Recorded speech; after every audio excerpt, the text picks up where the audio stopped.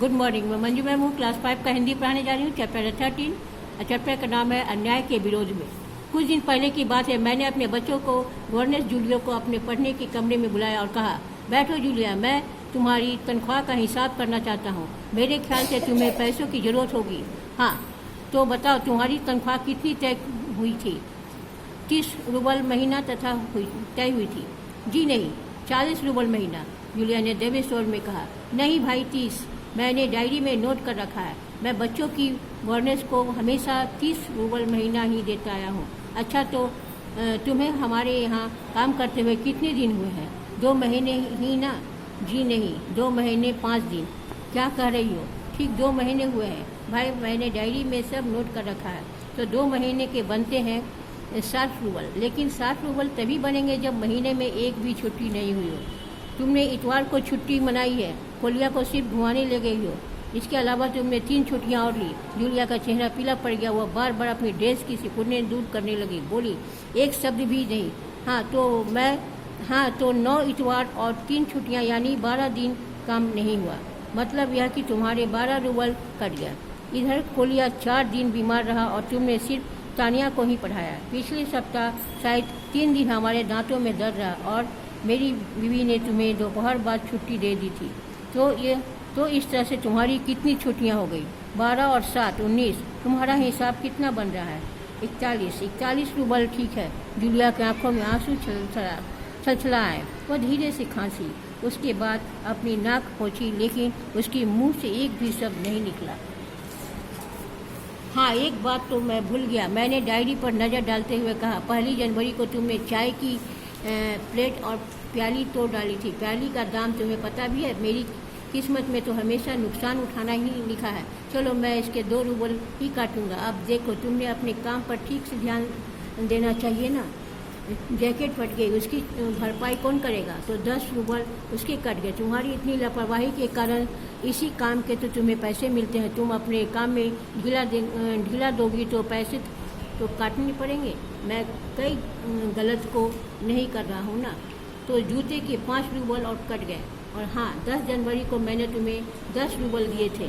जी नहीं, आपने मुझे कुछ नहीं दिया, जूलिया ने दबी जुबान से कहना चाहा। अरे तो क्या मैं झूठ बोल रहा हूँ? मैं डायरी में हर चीज़ नोट कर लेता हूँ। तुम्हें यकीन ना है तो दिखाऊं डायरी? जी नहीं, आप कह रहे हैं तो आपने दिए ही होंगे। नहीं दिए हैं, मैं कठोर स्वर में बोला। तो ठीक है, घटाओ 27 41 में से बचे 14। क्यों, हिसाब ठीक है ना? उसकी आंखें आंसू से भर उठी। उसके शरीर पर पसीना छलछलाया। उसकी आवाज़ कांपने लगी और धीरे से बोली, मुझे अभी तक एक भी बार कुछ पैसे मिले थे और वे भी आपकी पत्नी ने दिए थे। सिर्फ 3 रूबल, ज़्यादा नहीं? अच्छा, मैंने आश्चर्य के स्वर में पूछा। और इतनी बड़ी बात तुमने मुझे बताई भी नहीं, और ना ही तुम्हारी मालकी ने मुझे बताई। देखो, हो जाता है ना अनर्थ। खैर, मैं इसे भी डायरी में नोट कर लेता हूँ।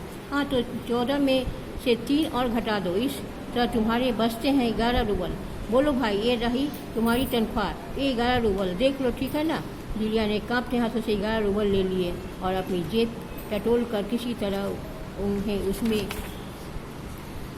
ठूस लिया और धीरे से विनीत स्वर में बोली, जी धन्यवाद। मैं गुस्से से आग बबूला होने लगा। कमरे में टहलते हुए मैंने क्रोधित स्वर में उससे कहा, धन्यवाद किस बात का? आपने मुझे पैसे दिए, इसके लिए धन्यवाद। अब आप मुझसे नहीं रहा गया। मैंने ऊंचे स्वर में लगभग चिल्लाते हुए कहा, तुम मुझे धन्यवाद दे रही हो, जबकि तुम अच्छी तरह जानती हो कि मैंने तुम्हें ठग लिया है, तुम्हें धोखा दिया है, तुम्हारे पैसे हड़प कर तुम्हारे साथ अन्याय किया है। इसके बावजूद तुम मुझे धन्यवाद दे रही हो? जी हाँ, इससे पहले मैंने जहाँ तहाँ काम किया, उन लोगों ने तो मुझे एक पैसा तक नहीं दिया।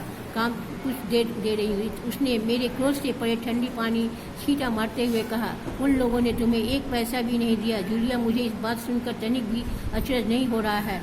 मैंने कहा, फिर स्वर धीमा करके बोला, जूलिया, मुझे इस बात के लिए माफ़ कर देना। मैंने तुम्हारे साथ एक छोटा सा क्रूर मजाक किया, पर मैं तुम्हें सबक सिखाना चाहता था। देखो जूलिया, मैं तुम्हारा पैसा भी नहीं काटूंगा। देखो, ये तुम्हारे 80 रूबल रखे हैं, मैं अभी तुम्हें देता हूँ। लेकिन उससे पहले तुमसे कुछ पूछना चाहूँगा। जूलिया, क्या ज़रूरी है कि इंसान भला कहलाए जाने के लिए इतना दब्बू बन जाए कि उसके साथ जो अन्याय हो रहा है उसके विरुद्ध तक न करे, बस चुपचाप सारी ज्यादतियाँ सहता जाए?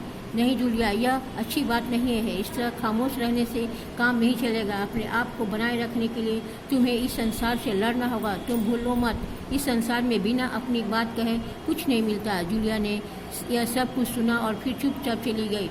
मैंने उसे जाते हुए देखा और सोचा, इस दुनिया में कमज़ोर लोगों को डरा लेना कितना आसान है। हमें चुपचाप सारी ज्यादतियाँ नहीं सहनी चाहिए, बल्कि अपने साथ हो रहे अन्याय का विरोध करना चाहिए। Thank you. होमवर्क लिखो। ठीक है।